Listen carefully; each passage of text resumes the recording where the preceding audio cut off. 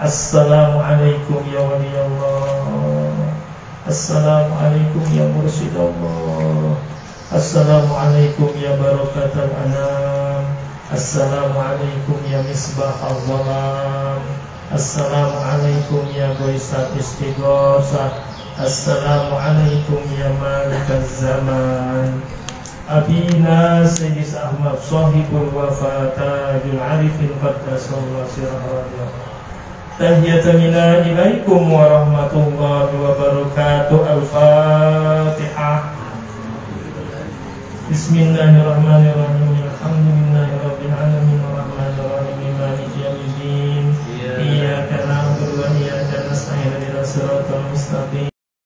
Siratal ladzina an'amta 'alaihim ghairil maghdubi 'alaihim waladdallin. Assalamualaikum ya rijalal ghaib. Assalamualaikum ya ayyuhal arwahul muqaddasah. Ya Nuqabba, ya Nujabba, ya Ruqabba, ya Budalla, ya Utadul Ardi, Utadul Arba'ah. Ya Imaman, ya Qutbu, ya Faradu, ya Umana. Agisuni bikosamatuni binazra. Warhamuni wa hasilu umur maksudi wa gumu ala kulli hawid inda nabina Muhammadin sallallahu alaihi wasallam.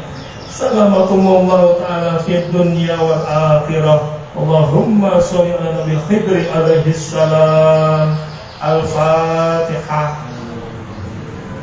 Bismillahirrahmanirrahim. Alhamdulillahi rabbil alamin arrahmanir rahim maliki yaumiddin. Iyyaka na'budu wa iyyaka nasta'in ihdinas siratal mustaqim. Siratal ladzina an'amta 'alaihim ghairil maghdubi 'alaihim waladdallin. Yang sama-sama kita hormati, kita muliakan Sohibul Hajat Manaqib, Sohibul Bait Al-Mukarram Bapak Kolonel Laut Rahmat Agung Widodo beserta seluruh keluarga besar beliau yang insya Allah sudah istiqomah melaksanakan manaqib di musola ini. Mudah-mudahan beliau sekeluarga selalu dalam lindungan, rahmat, berkah dan keridhaan Allah Subhanahu wa Ta'ala. Yang juga sama-sama kita hormati, kita muliakan Ketua LTTKN Provinsi DKI Jakarta Al-Mukarram Bapak Ustadz Haji Handri Ramadian SNM. Juga sama-sama kita hormati, kita muliakan Ketua LTTKN Kota Jakarta Pusat sekaligus Ketua Komunitas Menembus Langit Suryalaya Al-Mukarram Bapak Ustadz Haji Ferry Junaidi, para asatidz ustazah, ada Ustadz dan Muhangga, kemudian juga ada Pak dosen Dr. Buki Satrio, tidak ada Buya Zulkarnain, dan serta para hadirin hadirat lainnya, Bapak Ibu, hamba-hamba Allah, umat Nabi Muhammad Sallallahu Alaihi Wasallam, murid-murid Hadratus Syekh Pangersa Abah yang berbahagia. Alhamdulillah Bapak Ibu, apa kabarnya pada kesempatan siang hari ini? Alhamdulillah, dahsyat luar biasa, Allahu Akbar. Jadi kita patut bersyukur karena pada hari ini kita sedang dimuliakan oleh Allah Subhanahu wa Ta'ala. Karena Allah menempatkan kita di majelis yang mulia. Karena kalau Allah akan memuliakan hambanya, maka Allah akan menempatkan sang hamba di tempat-tempat yang mulia, di majelis zikir, di majelis ilmu, di tempat-tempat kita melakukan amal soleh. Sebaliknya ketika Allah akan menghinakan hambanya, maka sang hamba ditempatkannya di tempat-tempat yang maksiat, di tempat-tempat yang mungkin tidak berfaedah, tidak bermanfaat bagi dunia akhiratnya. Dan bahkan kita bersyukur pada kesempatan siang hari ini kita diperkenankan untuk semajlis duduk-duduk bersama dengan Hadratus Syekh Pangersa Abah, duduk-duduk bersama dengan Hadratus Syekh Abdul Qadir Al-Jilani dan para aulia Allah. Karena walaupun secara zahir kelihatannya mungkin bisa dihitung dengan jari yang hadir, tapi secara hakikat yang hadir ini tidak bisa dihitung dengan jari, ya. Baik dari kalangan malaikat, kalangan jin yang soleh, termasuk kalangan arwahul muqaddasah, arwah-arwah para aulia yang suci, aulia yang sudah wafat, semuanya hadir bersama kita. Alhamdulillah, ya. Karena kan Tuhan saya menyatakan bahwa fi ayyi quri'a manaqibi wa anna hadirun. Di mana saja dibacakan manaqibku, niscaya aku hadir. Jadi ini berlaku juga buat Tuan Syekh Ahmad Shahibul Wafatajul Arifin. Dia juga hadir. Kalau sekelas Tuan Syekh Sultanul Aulia, sekelas Pangersa Abah Mursyid Kamil Mukamil hadir, maka para aulia-aulia yang jajaran di bawahnya pasti hadir. Karena kalau presiden datang ke sebuah tempat, pasti yang menyambut bukan hanya level gubernurnya saja, gubernurnya, bupatinya, camatnya, lurahnya, seluruh masyarakat dalam ini pasti menyambut nggak? Menyambut. Begini kehadiran Tuhan saya dan para sahabat secara ruhani ya. Tapi jangan diartikan ruhnya beliau gentayangan, bukan. Ruhnya tetaplah fi maq'adi sidqin inda malikin muqtadir. Ruhnya sudah bersama dengan Allah di tempat yang maha benar, Allah yang maha raja, yang maha berkuasa ya. Di sisi Allah yang Allah bersifat al-muhit, sifatnya meliputi segala sesuatu. Allah meliputi ruang dan waktu. Maka karena Allah bersifat meliputi segala sesuatu, meliputi ruang dan waktu, maka ruh-ruh suci yang sudah bersama dengan zat Allah juga akan terbawa meliputi ruang dan waktu. Maka Hadratus Imam Sahabat di satu sisi ruhnya fi ma'adi sidqin damal muqtadir, di sisi Allah pada saat yang sama beliau senantiasa hadir dimanapun muridnya melaksanakan manaqib. Jadi bukan ruhnya gentayangan ya. Kalau gentayangan kan seandainya pada hari ini pada jam yang sama ada 100 tempat manaqib, maka ruhnya mesti pindah-pindah tempat, repot. Pertama hadir di sini, lalu geser tempat ke tempat berikutnya, namanya gentayangan. Ini enggak, kalaupun ada 100 tempat, 100 tempat yang dihadiri pada waktu yang sama. Kalaupun ada 1 juta tempat, 1 juta tempat yang dihadiri pada waktu yang sama. Alhamdulillah, jadi kita sekarang sedang duduk-duduk bersama dengan pangeran sahabat, duduk-duduk bersama dengan Tuhan.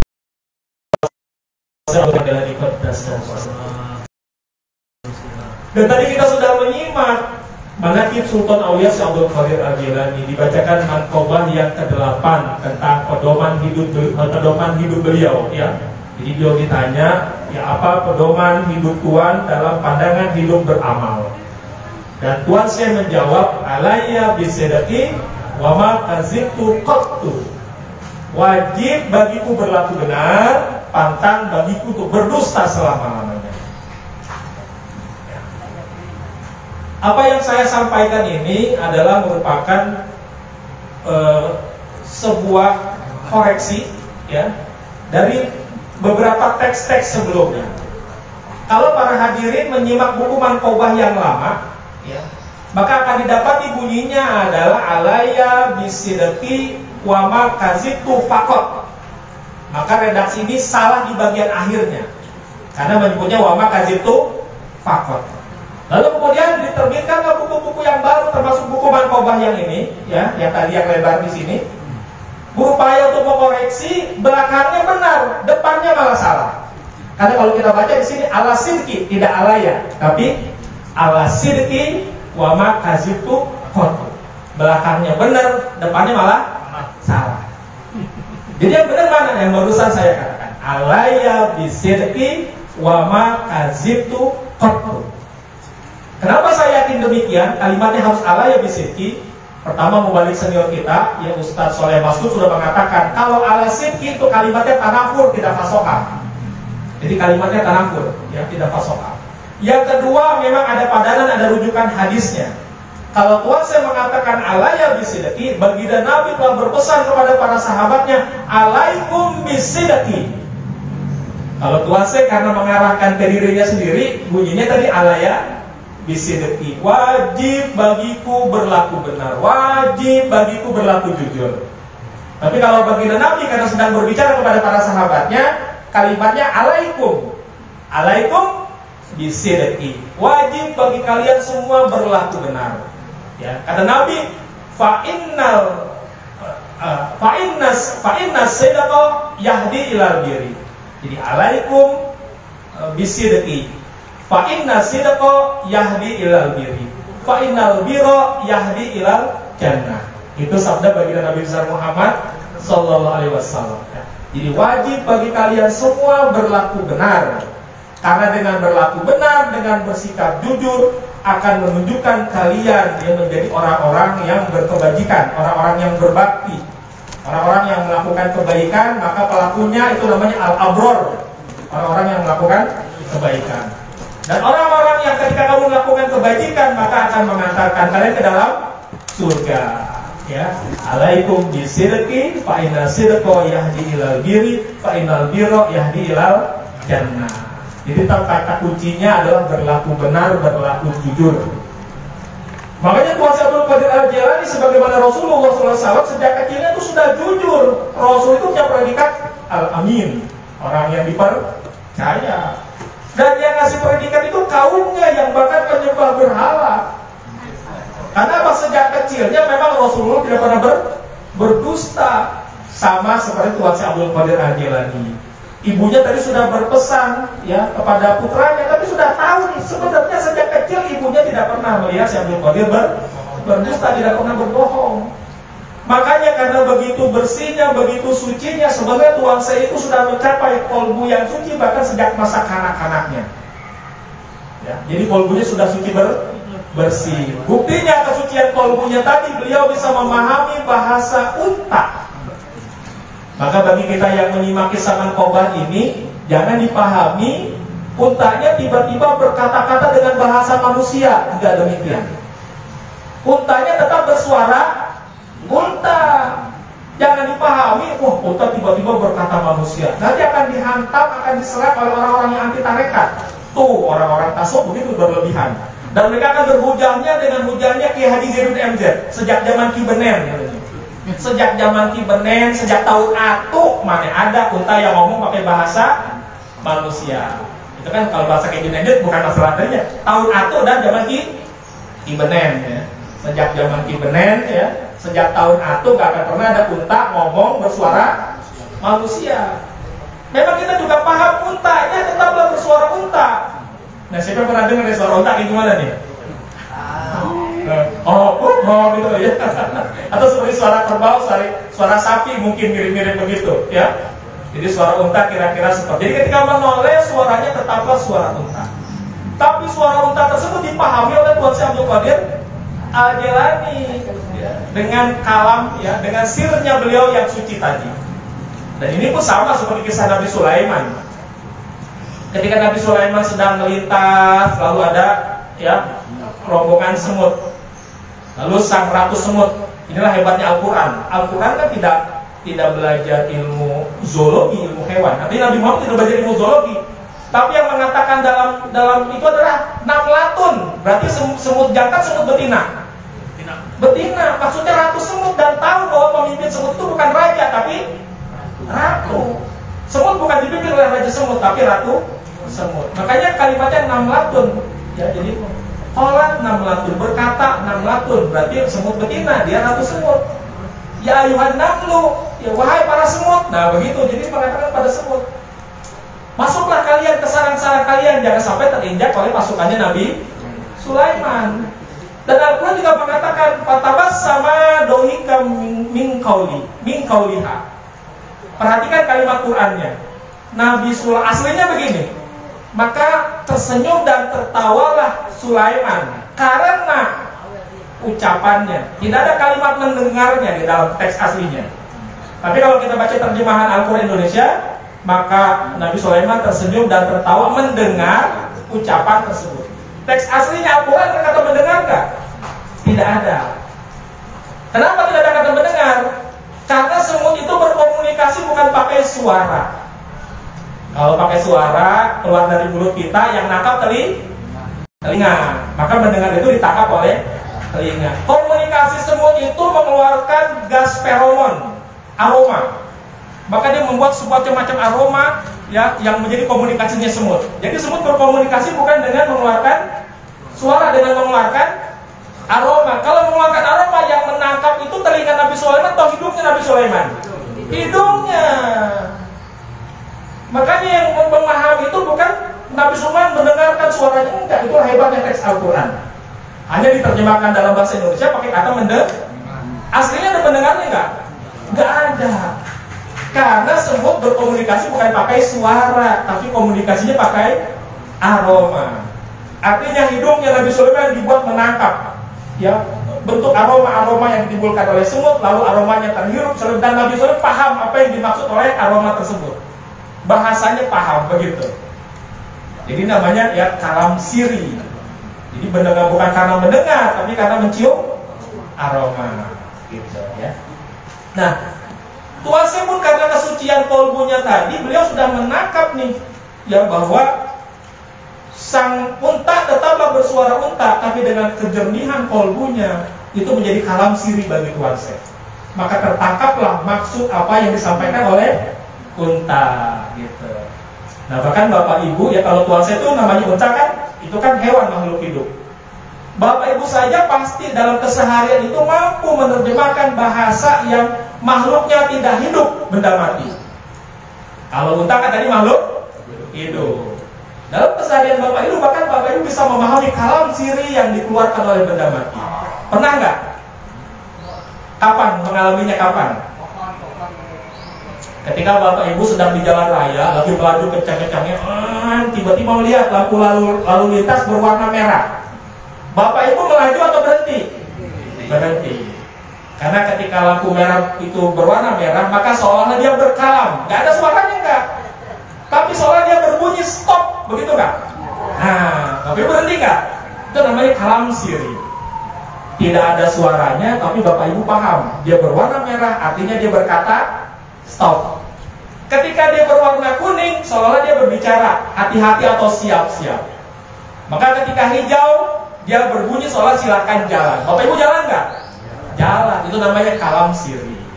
Jadi sama dengan kisah tadi, kisah unta. Untanya tetap bersuara unta.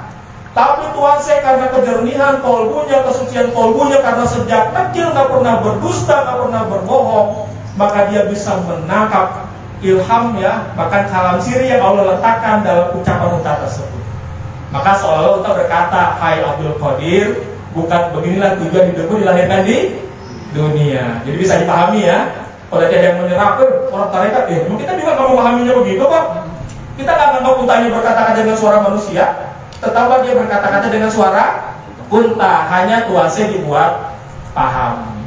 Nah, itu ketika Tuhan saya masih kanak-kanak, pernah ada sebuah kejadian yang mirip dengan ini. Tapi Tuhan saya sudah menjadi wali besar. Tuhan saya sudah menjadi seorang syekh besar. Ketika sedang berjalan-jalan dengan para murid-muridnya di suatu jalan, tiba-tiba ya di tepi jalan itu ada seorang yang kumel, dekil dan tidak sadarkan karena sedang mabuk. Itu pemabuk. Lalu pemabuk ini memanggil kepada Syekh Abdul Qadir dan memanggilnya dengan namanya saja. Ya Abdul Qadir, ya Abdul Qadir. Hai Abdul Qadir, hai Abdul Qadir. Ini murid-muridnya yang mengiring Tuhan saya gregetan nih. Terus enaknya aja tuh pemabuk tuh. Manggil Tuhan saya hanya menyebut namanya saja. Karena biasanya Tuhan saya dipanggil dengan sebutan kehormatan, ya Syekh, ya Maulana, ya Saidi, kan begitu. Ya, wahai Tuanku, wahai pengayom kami, wahai guru kami, kan panggilannya gitu. Tapi ini pemabuk manggilnya langsung ya Abdul Qadir, ya Abdul Qadir.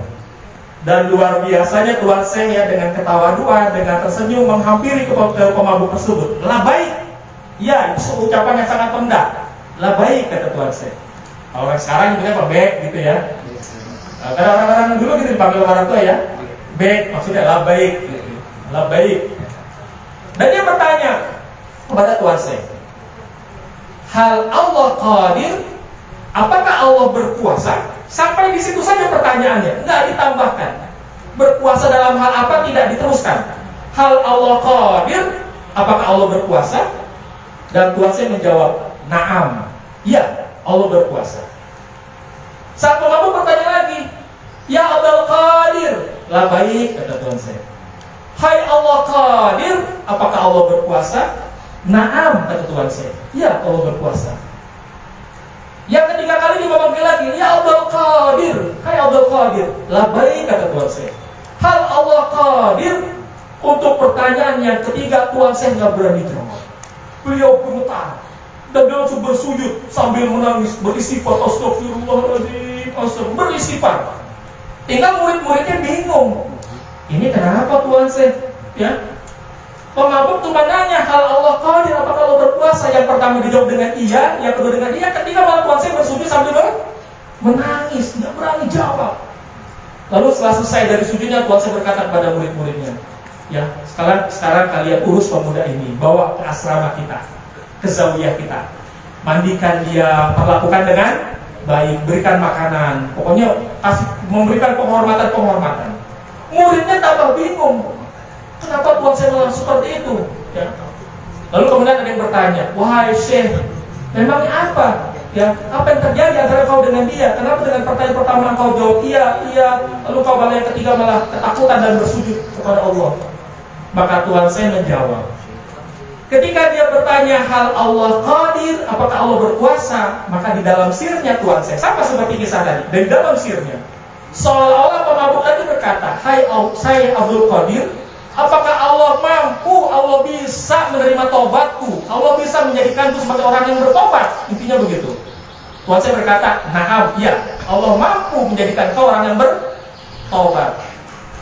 Yang kedua ketika dia berkata, hai ya Abdul Qadir, hal Allah qadir, apakah Allah berkuasa? Maka di dalam sirku seolah dia berkata, apakah Allah mampu bahkan menjadikan aku seperti sultan aulia seperti engkau? Jadi seorang pemabuk seolah minta menjadi seperti sultanul aulia. Kata Tuhan, iya, Allah mampu menjadikan engkau menjadi sultanul aulia. Dan untuk pertanyaan yang ketiga ketika dia berkata, hal Allah qadir, apakah Allah berkuasa? Di dalam sirnya si Abdul Qadir seolah-olah pertanyaannya adalah, apakah Allah mampu menjadikan engkau wahai Abdul Qadir bahkan menjadi diriku pelaku maksiat? Untuk pertanyaan ketiga aku gak berani jawab, maka aku waktu bersujud mohon ampun kepada Allah. Ini gambaran kolbu yang sudah begitu sucinya, ya, bahkan dia bisa mengambil manfaat dari pertanyaan seorang pemabuk. Padahal cuma nanya begitu, tapi mengambil manfaat yang luar biasa. Itulah contoh tadi, kalau orang sudah kolbunya selalu berlaku benar, berlaku jujur, maka dia bisa melihat kebenaran dalam segala hal walaupun keluar dari seorang pelaku maksiat. Yang dilihat hanya kebenaran, yang dilihat hanya kebaikan. Makanya tadi kata Nabi, berlakulah benar, karena berlaku benar akan mengantarkanmu kepada kebajikan, walaupun yang keluarnya dari mulut seorang pelaku maksiat. Itulah Tuhan Syekh Abdul Qadir Al-Jilani. Itu juga guru kita Tuhan Syekh Ahmad Sohibul Wafa Tajul Arifin. Makna Sohibul Wafa itulah maknanya ada sama. Al-Amin untuk gelarnya Nabi. Tadi Tuhan Syekh juga berlaku benar. Sohibul Wafa, pemilik ketepatan janji. Maka para sahabat itu orang yang tidak pernah berdusta sejak kecilnya. Tidak pernah, selalu menepati janjinya. Janjinya kepada Allah, janjinya kepada Rasulullah, janjinya kepada gurunya, janjinya kepada orang tuanya, janjinya kepada dirinya sendiri. Sama sekali tidak pernah berdusta dalam keadaan apapun, dimanapun, keadaan bagaimanapun juga. Jadi nama para sahabat itu bukan sekedar nama, itu Sohibul Wafa. Itu nama yang sudah menjadi sifat, nama yang sudah menjadi predikat, nama yang menjadi martabat. Alhamdulillah. Karena itu dalam Al-Quran Allah perintahkan kita, ya ayyuhalladzina amanu taqullaha wa kunu ma'as-shadiqin. Hai orang-orang yang beriman, bertakwalah kepada Allah dan selalulah kalian semua bersama dengan orang-orang yang benar, orang-orang yang jujur. Jadi Al-Quran perintahkan kita untuk bersama dengan orang-orang yang benar. Nah, orang yang benar itu punya beberapa level. Nah, untuk memahami level orang yang benar, kembali saya akan menyampaikan sebuah kisah untuk bisa membedakan level-level orang yang jujur, orang yang benar. Kisah ini yang akan saya sampaikan, mungkin pernah saya sampaikan ya, di Tekian Center ya, atau ketika di Zoom ya, tapi mungkin di majelis ini baru kali ini saya sampaikan bahwa kisah tentang seorang wali besar dari Mandar, dari Sulawesi Selatan. Namanya Imam Lapeo. Pernah dengar ya Imam Lapeo? Ada yang pernah dengar? Nah, jadi Imam Lapeo itu seorang wali besar dari Mandar, Sulawesi Selatan. Yang bagi orang-orang Mandar itu kebesarannya Imam Lapeo itu setara dengan Wali Songo di Tanah Jawa. Karena kalau para pelaut Mandar, kalau sedang melaut ya, ada badai, lalu mereka akan berdiri di ujung, di depan di buritannya, dan akan berteriak sambil menunjuk ke arah badai, sambil bertawasul mereka berteriak Imam Lapeo gitu. Maka karena mereka menyebut dengan yakinnya, badai akan menyingkir. Jadi para pelaut Mandar begitu, kalau sedang melaut di tengah laut ada badai, maka mereka bertawasul dengan Imam Lapeo. Nah, Imam Lapeo ini disebut imam itu bukan halnya seperti Imam Syafi'i, Imam Hambali ya, sebagai imam mustahid, imamnya ahli fikih, bukan. Imam Lapeo itu punya predikat sebagai imam karena memang dia seorang imam surau, imam musolah. Nah, kalau di daerah kan namanya surau ya. Musolah itu kan punya beberapa nama. Tapi kalau kita cari di Saudi ada musolah nggak? Nggak ada. Semuanya masjid. Cuma ada masjid Jami, ada masjid Goiru Jami. Nah, masjid Goiru Jami di Saudi itu di Indonesia menjadi musolah. Makanya kalau kita di musola ini, kita boleh nggak sholat tahiyatul masjid? Boleh nggak? Boleh. Karena saya waktu kecil dibilang nggak boleh musola. Orang ada tahiyatul musola, tahiyatul masjid. Musola ini bahasa kita, nama aslinya Masjid Goiru Jami. Jadi masjid nggak ini? Masjid. Masjid Goiru Jami. Jadi boleh nggak sholat tahiyatul masjid di musola? Boleh. Waktu kecil kan saya pikir nggak boleh, ini musola. Jadi boleh, sholat musola itu boleh. Nah, imam lapeo itu imam musola di kampungnya, imam surau. Pada masa mudanya sebelum imam lapeo menikah, ya, ada seorang saudagar kaya raya yang dia sedang mencari menantu. Ada kaitan dengan perempuan kan kira-kira? Ada. Nah, saudagar ini ya, kalau masalah uang harta sudah cukup. Maka yang dia perlukan adalah seorang menantu yang soleh, yang menjadi imam yang terbaik buat anak wanitanya, anak perempuan yang dia kasihi. Maka kemudian karena dia ingin mencari seorang lelaki soleh, menantu soleh untuk putri kesayangannya, maka dia membuat sebuah sayembara. Dan dia tidak menjadikan setiap orang berhak. Ya, misalnya dia sudah mengundang orang-orang khusus, yaitu 4 orang imam surau di sekitar kampungnya. Jadi ada 4 orang imam surau yang terkenal di sekitar kampungnya ini yang diundang menjadi peserta sayembara. Sayembaranya bentuknya adalah sang saudagar ini menyimpan sebuah benda di dalam sebuah peti kayu. Lalu dia meminta para imam surau ini untuk menebak apa benda yang dia letakkan di dalam peti kayu tersebut. Maka ketika giliran imam yang pertama, ketika dipersilakan untuk menerka apa isi peti tersebut, dia berpikir, apa ini kira-kira isinya? Ya.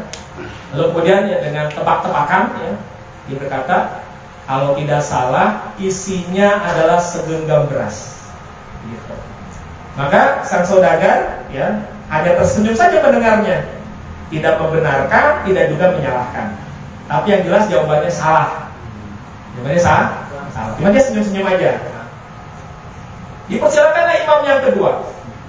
Imam yang kedua kemudian mengatakan, sambil dia berpikir keras, apa kira-kira isi dalam peti kayu ini?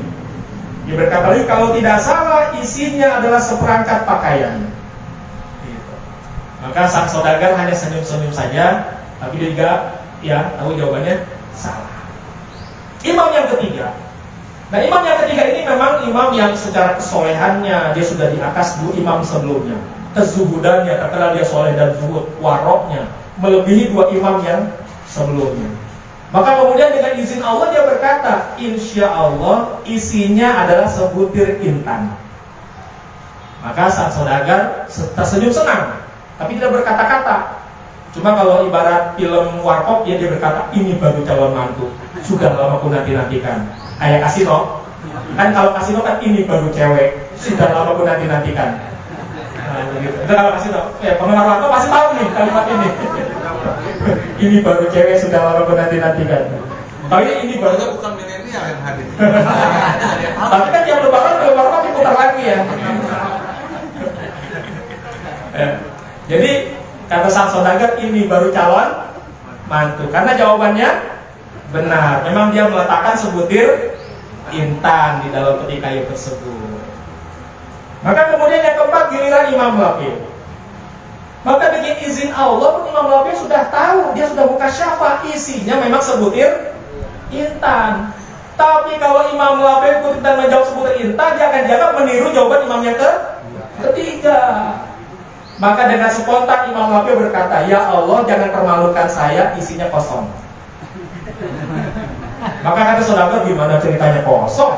Lalu aneh sudah naruh sebutir intan. Maka dengan keyakinan, dengan kemantapan dia membuktikan, dan dia sudah yakin yang akan menang adalah imam yang ketiga. Tapi ketika dibuka isinya kosong. Yang menang adalah Imam Lapio. Maka ketika saya membaca kisah ini, ditulisnya di buku Cak Nun nih, MH Ainun Najib, yang mengangkat kisah ini MH Ainun Najib. Kalau tidak salah dalam buku Kado kepada Kanjeng Nabi. Ada tuh di antara artikel-artikel MH Ainun Najib kisah tadi, kisah Imam Lapio.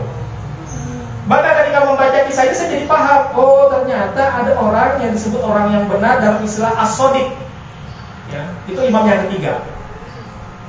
Ini kalau dalam bahasa hadisnya, kalau di hadis Arba'in An-Nawawiyah yang ke-4, Ada Ibnu Mas'ud mengatakan gini, qala Nabi sallallahu alaihi wasallam wa huwa shadiqul masduq.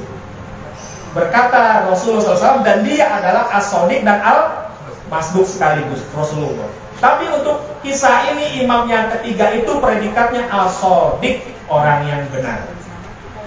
Maka as-shadiq ini adalah orang yang lintasan hatinya, perkataannya, perbuatannya berkesesuaian dengan fakta dan kenyataan. Karena fakta dan kenyataan yang memang di dalamnya sebutin intan, maka dia berkata isinya intan. Jadi orang yang benar itu orang yang lintasan hatinya, perkataannya, perbuatannya berkesesuaian dengan fakta dan kenyataan. Tapi predikatnya, martabatnya Imam Lapeo bukan sekedar as-shadiq tapi al-masduq. Jadi kalau Rasulullah dua-duanya, wa huwa shadiqul masduq, orang yang benar dan dibenarkan Allah. Jadi al-masduq itu orang yang dibenarkan Allah. As-shadiq orang yang benar. Kalau al-masduq, bahkan fakta dan kenyataan harus sesuai dengan lintasan hatinya, perkataannya, perbuatannya. Kebalikannya, orang yang benar kan tadi lintasan hatinya, perkataannya, perbuatannya harus berkesesuaian dengan fakta dan kenyataan. Tapi kalau al-masduq dibalik, justru fakta dan kenyataan yang harus sesuai dengan lintasan hatinya, dengan perkataannya dan perbuatannya. Maka ketika Imam Lapeo mengatakan isinya kosong, jadi kenyataan harus mengikuti apa yang dia katakan, menjadi kosong. Itu makom al-masduq, orang yang dibenarkan oleh Allah. Dan juga makom guru kita Hadratus ya Pak Ngersa, apa? Jadi milik Allah kalau gitu. Ya? Jadi milik Allah kalau gitu. Nah, tapi dia berkata begitu bukan berarti dia melawan kehendak Allah, tidak. Yang dia kalahkan itu kenyataan fakta. Yang dia kalahkan fakta dan realita, bukan realita hakikat. Sedangkan realita hakikat adalah kehendak Allah. Jadi tetap dia mengatakan bukan berdasarkan hawa nafsunya. Lintasan hatinya, perkataannya, perbuatannya sudah fana, sudah tenggelam ya, di dalam kehendak Allah. Jadi bukan berarti Imam Lapeo berkata begitu keinginan sendiri. Allah yang perintahkan, Allah yang menjadikan Imam Lapeo berkata seperti itu. Jadi bukan berarti dia mengungguli kehendak Allah, tidak. Imam Lapeo tetaplah dia mengikuti kehendak Allah, hanya dia di atas kenyataan.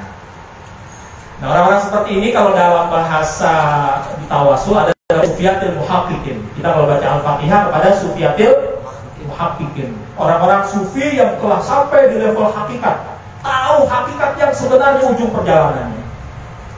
Ada orang-orang yang mukasyafah hanya melihat kondisi sekarang. Dia melihat ada orang yang kelihatannya misalnya terbang kaki gembel, tapi dia tahu nih, ini walaupun kelihatannya gembel, dia wali karena dia melihat sekarang dari kolbunya kelihatan ada sinar cahaya. Tapi dia hanya mengetahui keadaan sekarang, kondisi sekarang. Tapi sufiyatil muhaqqiqin bahkan bisa tahu kondisi ujung perjalanan hidupnya. Walaupun sekarang dia misalnya masih menjadi pelaku maksiat, dia masih seorang anak kecil. Ya. Maka dalam kisah-kisah ketika Syekh Bahaudin anak Sabandi sedang masih kecil, sedang bermain kelereng, ada rombongan sufi datang melintasi Qasrul Arifan, kampungnya Bahaudin anak Sabandi. Lalu mereka melihat seorang anak kecil dan mereka kemudian bareng-bareng mengambil tangan Syekh Bahaudin dan mencium tangannya. Padahal Syekh Bahaudin masih anak. Kenapa? Dia melihat ujung perjalanan hidupnya. Oh, ini bocah, kelak kalau dewasa dia akan menjadi seorang wali besar yang makomnya melampaui dirinya. Jadi dia bercium tangan itu bukan pada kondisi sekarang, pada kondisi hakikatnya, kondisi makom sesungguhnya Syekh Bahaudin anak Syabandi. Dan level ini namanya sufiyatil muhaqqiqin, orang yang tahu ujung perjalanan. Dan ini juga ada kisahnya Syekh Fahrudin Attar, atau bukan Attar kalau tidak salah, Samsudi Tabriz, saya lupa antara Attar. Ketika melihat masih kecilnya Syekh Jalaluddin Rumi, Syekh Jalaluddin Rumi sedang dituntun oleh ayahnya Syekh Bahaudin Walad sedang berjalan. Jadi masih kanak-kanak yang nuntun ayahnya. Ya. Ketika sedang menuntun Jalaluddin Rumi yang masih kecil, melintaslah, kalau tidak salah saya lupa antara Fahrudin Attar atau Syekh Samsudi Tabriz. Ya. Pokoknya seorang sufi pada masa itu. Ketika melintas dia melihat dan dia berdecak kagum sambil menggeleng-geleng kepala. Sungguh menakjubkan, ada sungai yang menggandeng lautan. Ayahnya yang sudah menjadi ulama besar digambarkan sebuah sungai. Ini anak kecil disebut lautan karena ketika dewasa dia menjadi wali besar. Syekh Maulana Jalaluddin Rumi begitu. Nah, orang yang bisa melihat seperti itu namanya di level sufiyatil muhaqqiqin. Tidak hanya dia melihat keadaan sekarang, tapi melihat ujung perjalanannya. Makanya kadang ada wali-wali begitu, ada orang mabuk dicium tangan, bukan berarti dicium tangan kepada kondisinya itu. Ada kalanya bisa pemabuknya sekarang, ternyata di kemudian hari dia tobat dan menjadi wali agung yang martabatnya melampaui dirinya. Itulah orang-orang di level-level yang hati yang benar. Maka spiritualnya itu bisa melihat seperti itu. Itu sufiyatil muhaqqiqin. Kita bacakan Fatihah aja kan, kalau di Al-Fatihah yang berapa? Yang keempat. Ya. Itu kan keempat kita bacakan dalam tawassul. Sufiyatul, itu sufi-sufi yang sudah di level hakikat. Itu juga makom guru kita Hadratus Syekh Pangersa. Alhamdulillah. Jadi bersyukur kita. Jadi Bapak Ibu, nggak usah kalau dengar ada promo-promo macam-macam propaganda, jangan geser lagi. Nyesel. Ya. Meninggalkan seorang guru yang di level kamil mukamil, guru yang levelnya sufiyatul muhaqqiqin, guru yang levelnya pembimbing jalan yang sempurna, ditinggal hanya karena tergoda oleh propaganda. Nauzubillah min dzalik. Ya. Jadi bersyukurlah kita dibimbing oleh Pangersa, ada sahabat. Yang tadi beliau juga sama, as-shadiq juga al-masduq. Nah, istilah al-masduqnya Pangersa ada kisahnya. Kemarin Pak Wahyu udah ngangkat-ngangkat tuh kisah ketika ngangkat itu. Pancingan itu kan menggambarkan Pangersa al-masduq. Walaupun Pangersa kemarin ceritanya lebih nyindir. Tahu sih nanti sindir saya kali. Yang suka ngangkat cerita karomah. Tapi saya bukan menceritakan karomah, saya menceritakan apa? Jadi bukan bermaksud saya menceritakan ini agar orang ikhwan bergabung pada karomah guru, bukan. Agar bersyukur bersama Pangersa. Saya tidak menceritakan karomah, tidak menceritakan Pangersa apa? Karena ada manfaatnya ketika saya menceritakan Pangersa Abah, saya ceritakan di Facebook. Ada orang yang kirim ke inbox saya, alhamdulillah Pak Ustaz, setelah saya baca kisah-kisah Abah di Facebook Ustaz itu, saya kemudian penasaran, padahal dia talqinnya pada tetangga sebelah. Dia talqinnya di tetangga sebelah. Tapi ketika membaca Facebook kisah-kisah mentobah yang biasa rutin setiap Jumat ditampilkan, dia penasaran tentang Pangersa Abah, datanglah dia ke Pontren Suryalaya. Lalu dia talqin dengan ajengan sandi, sehingga dia berkata, beda ternyata talqinnya begitu katanya. Maka ketika saya mendapat inbox seperti itu, makin semangat. Setiap Jumat mengangkat kisah Pangersa Abah. Yang saya tulis bukan kisah karomah, kisah Pangersa Abah. Dan itu ada manfaatnya buat para ikhwan. Dan tidak dimaksudkan agar ikhwan kemudian menyandarkan diri dengan karomah dan berpangku tangan, tidak dimaksudkan begitu. Itu yang dimaksudkan agar ikhwan semakin timbul mahabbahnya ke Pangersa Abah, sehingga ketika ada godaan-godaan dimanapun tetap ya lurus terus, tidak nengok kiri kanan, hanya ikut dengan Pangersa Abah. Alhamdulillah. Ya. Nah, jadi itulah kedudukan guru kita. Jadi kita diperintahkan dalam Al-Qur'annya adalah selalu bersama dengan as-shadiq wa kunu as-shadiqin. Standar minimalnya bersama dengan orang yang benar. Tapi ternyata kita oleh Allah tidak hanya dipertemukan dengan orang yang benar, tidak hanya dengan as-shadiq, bahkan al-masduq. Ini kan bonus.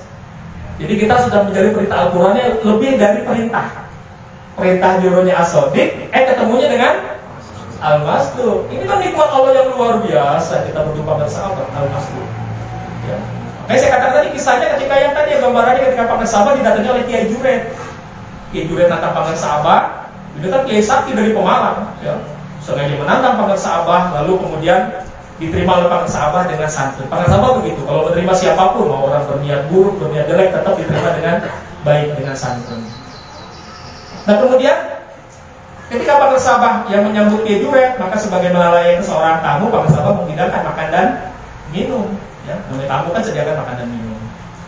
Entah bagaimana tiba-tiba di tangan Kiai Juret sudah ada sebuah kail, ya. Yang tiba-tiba kail ini oleh Kiai Juret, ya, dimasukkanlah ujung kailnya itu ke gelas air minumnya sendiri. Lalu kemudian ketika dia tarik kailnya, dari kailnya muncul seekor ikan.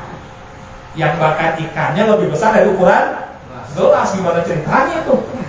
Kailnya dimasukkan ke dalam gelas, ketika dikeluarkan keluar ikan. Lalu kata Kiai Juret, sekarang giliran sampean, begitu. Jadi dia bisa seperti itu kan? Nah inilah ucapan kalam Pangersa Abah yang tadi yang saya katakan al-masduq yang luar biasa. Abahnya tertawa berkata, oh iya wajar, karena ikan dari air. Wajar nggak? Wajar. Bagaimana kalau dari batu? Abah mengarahkan kainnya ke ubin. Ubin zaman dulu kan ubin teraso. Ubin teraso batu bukan? Batu. Bagaimana kalau dari batu? Dan ketika ditarik keluar ikan. Kalah nggak? Kalah. Tadi mah dari air kan, walaupun gelas. Sudah ikannya lebih besar, keluarnya dari batu. Ini al-masduq. Hanya mengatakan, oh iya wajar karena ikan dari air. Bagaimana kalau dari batu? Nah, kan begitu. Ditarik dari batu keluar ikan. Ini bukan berarti Pak Sahabat sedang pamer karomah, tidak. Karena hanya dengan cara begitulah Kiai Junaid bisa tunduk. Kalau dengan sebab dia menjadi tunduk dan itu, maka Pak Sahabat mengeluarkan itu. Bukan berarti Pak Sahabat pamer, enggak. Karena biasanya Kiai Junaid tidak bisa ada yang menandingi, maka dia semakin sombong. Ketika ditundukkan barulah dia sadar dia bukan apa-apa, bukan siapa, maka dia bersimpuh ya menjadi murid Pak Sahabat.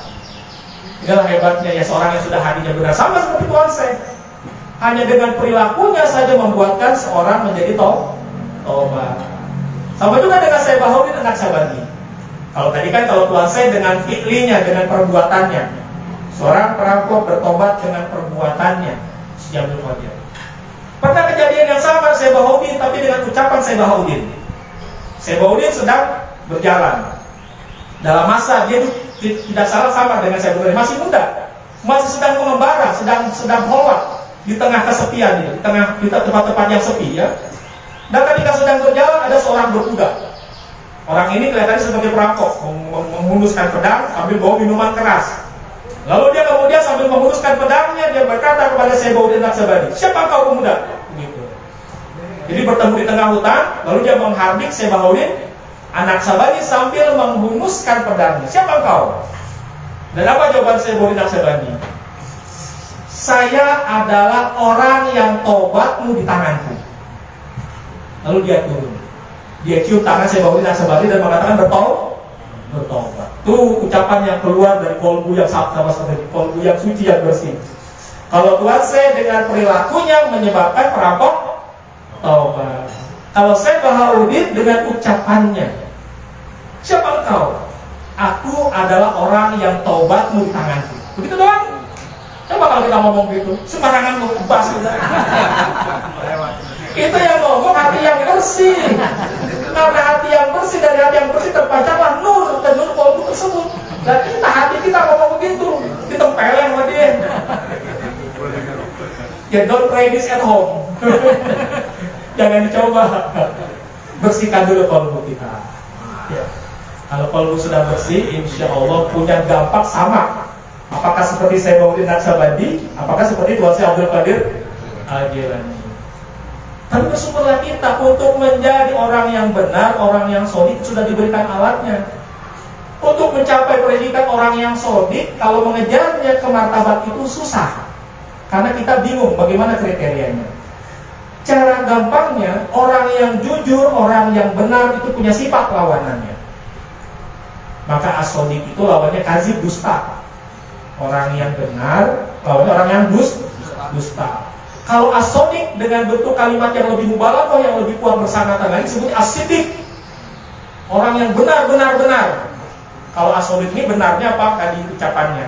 Tapi kalau orang yang siddiq itu orang yang benar atau orang yang sangat benar, itu bahkan dia benarnya zahir dan batinnya.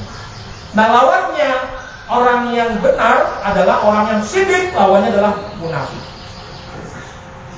Jadi siddiq dalam level ini lawannya munafik. Kalau shodiq lawannya kadzib. Tapi kalau siddiq lawannya munafik. Maka kalau kita ingin bagaimana apakah kita sudah mencapai predikat orang yang siddiq, orang yang jujur, maka cara termudahnya hilangkan sifat yang menjadi lawanannya sifat siddiq. Ya, sifat nifaq. Maka hapuskan sifat nifaq di dalam diri kita. Kalau nifaknya hilang, kalau kemunafikannya hilang, maka kita akan menjadi orang yang jujur, orang yang benar. Dan alatnya sudah diberikan. Bahkan ya di Pontianak Suryalaya sudah ada obatnya, ini sudah selalu dipajang oleh Pak Sahabat di dinding Masjid Nurul Asrar. Di atas dindingnya ada tulisan hadis Nabi. Pernah membaca nggak? Dibaca nggak teksnya? Enggak. Cuma dilihat tuh ada teks tuh, tulisan bahasa Arab di atas dan dinding Masjid Nurul Asrar. Pernah nggak ada yang baca?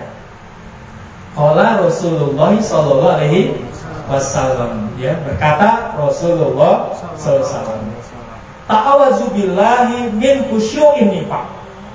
Berlindunglah kalian kepada Allah dari khusyuknya orang munafik. Qalu wa ma khusyu'un nifaqi ya Rasulullah. Para sahabat bertanya, apa yang dimaksud dengan khusyuknya orang munafik ya Rasulullah? Qala, maka berkata Rasulullah, ya, khusyukul badani nifaqul qalbi. Man aksara zikrullah faqad bari'a minan nifaq. Jadi yang dimaksud dengan khusyuknya orang munafik adalah khusyuknya badan, nifaknya qalbi. Dan siapa yang memperbanyak zikir, maka Allah akan membebaskan dia dari penyakit nifak, penyakit kemunafikan. Jadi yang disebut dengan khusyuk orang munafik itu kelihatannya luarnya, badannya kalau sholat khusyuk nih, badannya kelihatannya menghadap ke arah kiblat, ya. Kelihatannya sholatnya benar nih, tapi hatinya gentayangan gak keluar, mikirin yang lain.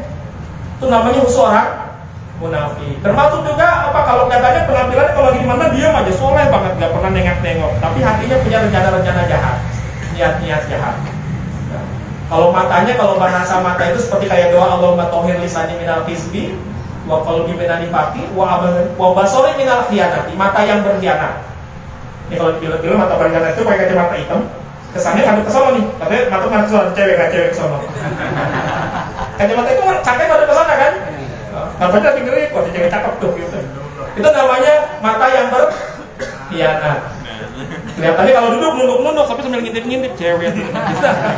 Itu khainatul ayuni wa matufis, ya, jadi mata yang berkhianat gitu, ya. Itu gambarannya sama tuh kayak orang nifak tadi. Tampilan luarnya soleh, tampilan luarnya baik, tapi dalamnya ternyata, ya, banyak dosa maksiat yang dilakukan. Itu khususnya orang nifak. Dan Nabi kasih resepnya, man aksara zikrullah faqad bari'a minan nifaq. Siapa yang memperbanyak zikir, maka akan dibebaskan dari penyakit kemunafikan. Cuma zikirnya bukan sekedar zikir. Zikirnya harus zikir sebagaimana definisi nifak. Nifak itu definisinya apa? Lain di mulut, lain di hati. Lain zahirnya, lain batinnya. Lain luarnya, lain dalamnya. Mulutnya manis, luarnya bagus, ya.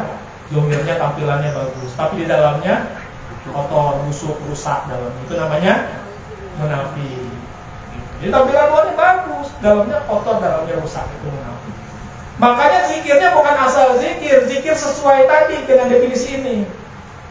Karena untuk mensinkronkan mulut dan hati, mensinkronkan luar dan dalam, mensinkronkan zahir dan batin, maka dua-duanya kita lakukan. Nifak gak akan hilang hanya dengan mengamalkan zikir secara zahir saja. Walaupun mengamalkan zikirnya bahkan bukan hanya ribuan, sampai jutaan zikir, tapi secara lisan saja dilakukannya, tidak melibatkan kolbu, tetap nifaknya nggak akan hilang. Walaupun dengan sebab zikirnya sudah tampak horibul adanya, dia sudah bisa jalan di atas air misalnya. Ya, saya di Roboya dulu sering jalan di atas air, karena tiap tahun banjir. Ya. Jadi walaupun sudah tampak horibul adanya, misal bisa jalan di atas air dengan mempan dibacok, misal dengan sebab tadi zikirnya yang bahkan bukan hanya ribuan sampai jutaan, tetap nifaknya nggak akan hilang. Atau sebaliknya, zikirnya hanya di dalam hati saja, penghayatan begitu mendalamnya kepada Allah dengan zikir khafinya, dia tidak mengamalkan zikir secara jahrinya, tetap nggak akan hilang nifaknya. Karena penyakit nifak itu penyakit tidak sinkronnya mulut dengan hati. Maka untuk mengobatinya, mulutnya zikir, hatinya zikir. Mulutnya zikir jahri, hatinya zikir khafi. Luarnya zikir, dalamnya zikir, baru sembuh nifaknya. Kalau nggak mengamalkan dengan cara ini, mau bertahun-tahun hilang nggak nifaknya? Enggak. Makanya bersyukurlah kita di Pondok Suralaya. Makanya yang datang pada Panasam semua dikasih zikir yang sama. Mau ulama, tunawisma sama, zikir jari, zikir khafi. Mau insinyur, mau tukang sayur sama, zikir jari, zikir khafi. Mau presiden, mau sinden sama, zikir khafi, zikir jari, zikir semua sama, tidak dibedakan. Karena dengan cara inilah menjadi sembuhlah penyakit kemunafikan. Kalau penyakit nifaknya hilang, penyakit kemunafikannya hilang, maka itulah saatnya dia mencapai makom sidik. Jadi cara mengukurnya begitu aja. Kalau ngejar ke sidiknya susah. Cara gampangnya tadi hilangkan lawanannya. Kalau lawannya hilang, tinggalnya sifat sidiknya. Jadi mencapai dengan zikir yang banyak kepada Allah, dibimbing oleh orang yang sampai ke predikat itu, yang bahkan predikannya Sohibul Masduq. Guru kita panggil sahabat Syekh Ahmad Sohibul Wafatajul Arifin. Ini saja kajian pada kesempatan kali ini. Mudah-mudahan ada manfaatnya. Ada kata-kata yang kurang berkenan, ya, kata-kata yang menyinggung, yang menyimpang dan sebagainya, datangnya dari diri saya pribadi. Saya mohon maaf yang sebesar-besarnya, seluas-luasnya. Tapi kalau kata-kata yang baik, benar dan bermanfaat datang dari Allah, semoga dapat terus meningkatkan kualitas ilmu kita, kualitas amal kita, kualitas akhlak kita, dan kualitas sir kedekatan kita kepada Allah dengan barokah dan karomah guru mursyid kita panggil sahabat Syekh Ahmad Sohibul Wafatajul Arifin Qaddasallahu sirrahu. Al-Fatihah.